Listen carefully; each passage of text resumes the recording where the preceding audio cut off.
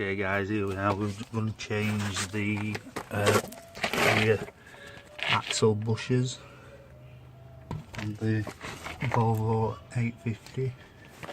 I don't know if you can see in there, but I'll show you when I get it off. Some movement in those bushes, so we're going to change those bushes, and I'll show you how that's done. So if you just bear with me, thank you. Okay, first we need to remove this bolt here, which is this one. This is just an 18mm bolt, 18mm nut, and a spline bolt on top. That comes out pretty easy. Next we need to remove this pan on the bottom there, so I'll just do that. And you might be able to see there, you've got one bolt there, you've got a bolt there. There's three main bolts, and then the two bolts holds a fuel filter on. I'm assuming you'd probably be able to keep those two on for the fuel filter, but I'll just undo these three. Okay, here's the pan removed.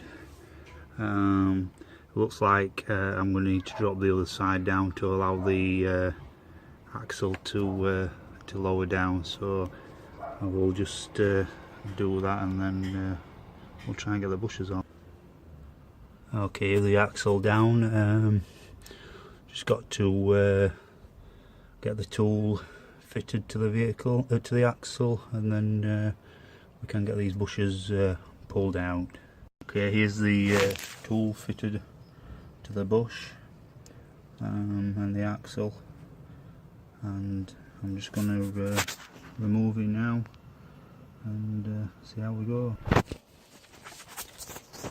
And there we go, that's the bush slightly removed.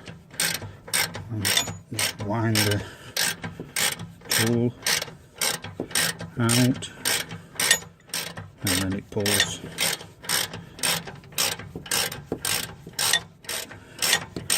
the bush completely out.